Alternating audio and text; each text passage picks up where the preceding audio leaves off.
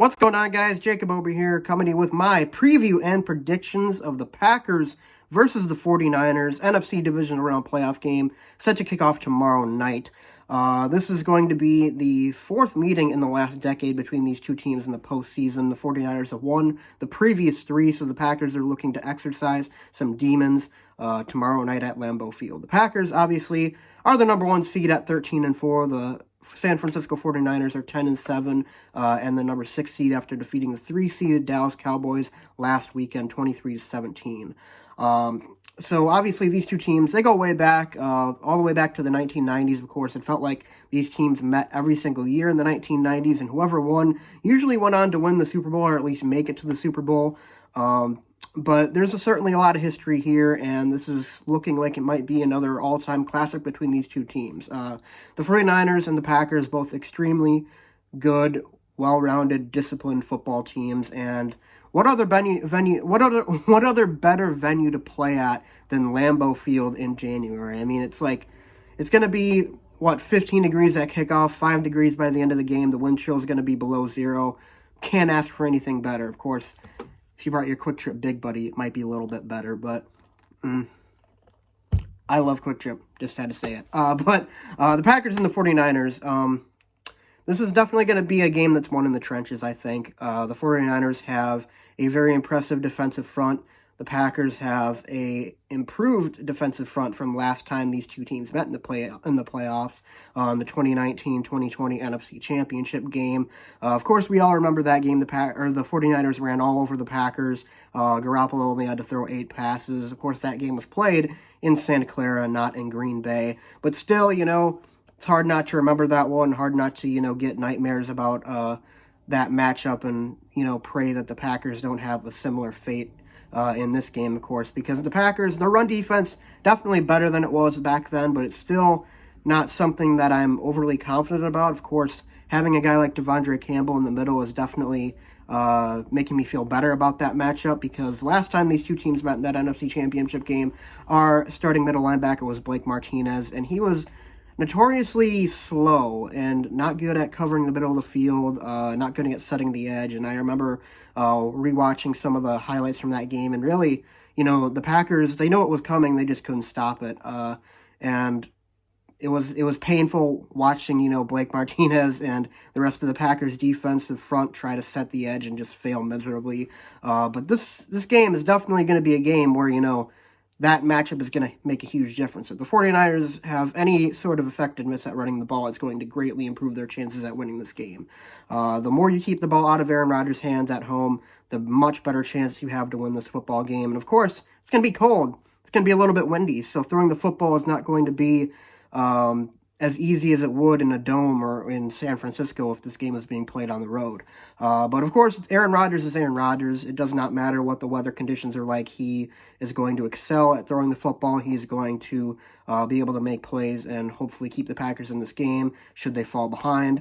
Hopefully, though, I'm hoping that the Packers get that fast start because they have started a lot of games slow this year, and if the Packers start slow in this game, and the 49ers are able to just hunker down and start running the football, that is where I get concerned about the Packers losing this football game. And they certainly can lose this football game, mind you. I mean, the 49ers, I would say, are not a better football team than the Packers, but they are certainly built in the way that that plays to the Packers' biggest weaknesses. The Packers, obviously, like I said before, they have a bit of a weakness at stopping the run. And if the 49ers are able to get an early lead and sit on the football, that is when I'd start to worry about the Packers' chances of winning and moving on to the NFC Championship game. Fortunately, though, if the 49ers are not able to run the football effectively, I don't really see how they can win this football game.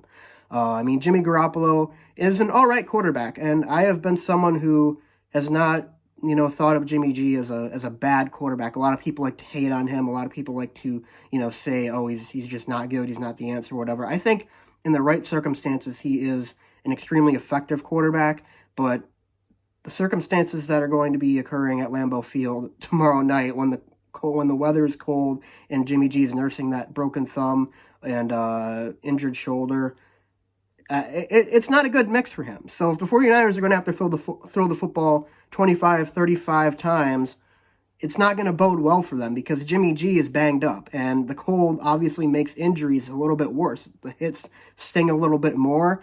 So, if the Packers are able to force the 49ers into some obvious passing situations, that is where the Packers defense is going to thrive because their pass defense is a lot better than their run defense. Obviously, we have corners like Rasul Douglas, Eric Stokes, and we're going to be getting Jair back, hopefully.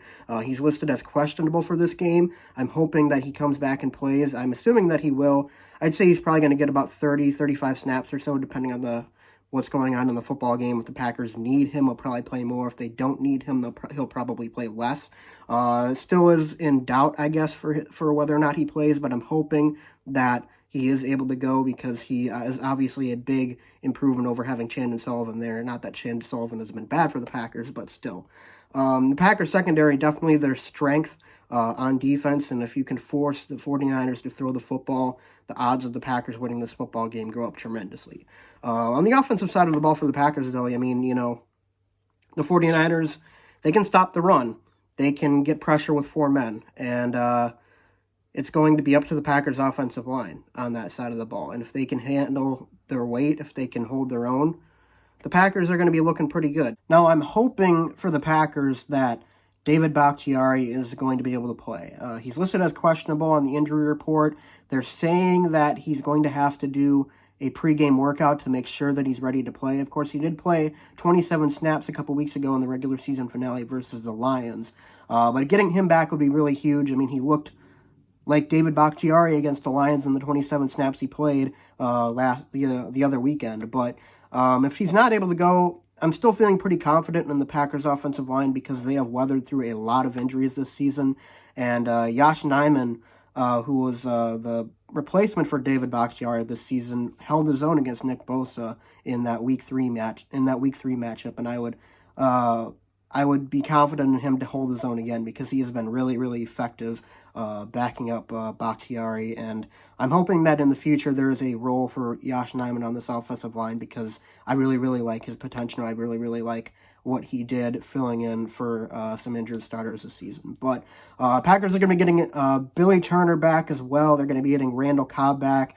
MVS is doubtful, and that is a bit of a concern for me because the Packers' passing attack has always been so much better when MVS is on the field. Not necessarily him even catching a pass at all. Just the presence, his threat, his deep threat is just such a difference maker for this Packers offense. I'm really hoping he's going to be able to go, but if he's listed as doubtful, I'm not sure. But regardless, of course, the Packers still have a lot of great wide receivers. Obviously, Devonta Adams, Allen Lazard, Randall Cobb. I would assume Equanimeous St. Brown will get some action if MVS can't play.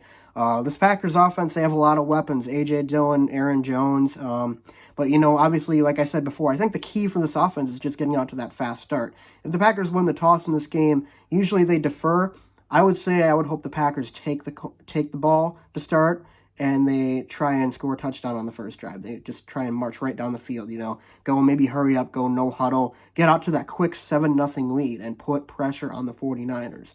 You can't let the 49ers get out to the early lead in this game. You can't let them, get comfortable and get set up with their run game because if that happens, like I said, I like the 49ers' chances to win this game. But the Packers have made, it a habit of starting slow in football games this season, and this is really not the game for them to do that. Defensively on the side of the ball for the Packers, though, they're getting back Zadarius Smith. They're hopefully getting back Whitney Merciless, who I thought was lost for the season after he tore his bicep back in November. I cannot believe that he has a chance to play, but he was a really big difference maker for the Packers, by the way. His peak came in that shutout against Seattle where he had a sack and had a few quarterback pressures. That was, the pinnacle of where this defense was, and that was the last time, I felt really, really good about this Packers defense. So getting Merciless back and having, the rotation of Gary, Preston Smith, Zadarius, and Whitney Merciless, that is a really, really good pass rush combo. And if Jimmy G is going to be having to drop back a lot to pass tonight, I expect those edge rushers to eat well. But overall, I like Green Bay's odds in this game. I do. I think that they are going to be able to get out to a fast start. I think that they know what's on the line in this game. You know, I mean, they've had the 2 prior postseason appearances they've had. They have come up short, and they know that this could be the last go-around for them. Like I say, could. Nothing set in stone yet, but they know this could be the last go-around for them, and they know how hard it is to get to this point, to get that #1 seed, not let alone to do it 2 years in a row. This Packers team is going to come out focused, and I think that a previous problem with the Packers defense is that they just were coming out flat in playoff games. They came out flat against the Buccaneers. They came out flat against the 49ers in 2020.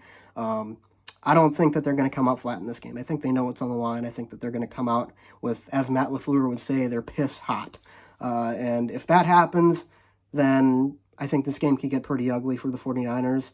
But like I said, the key is setting the tone early and getting out to an early lead. And then, you know, by the fourth quarter, hopefully the Packers are up double digits and they can hammer home the game with A.J. Dillon and Aaron Jones. But my official prediction for this game, I'm going to say Packers 27, Niners 17. I think the Packers get out to, let's say, an early 14-0 lead. They make the 49ers have to play from behind, have to make Jimmy G throw.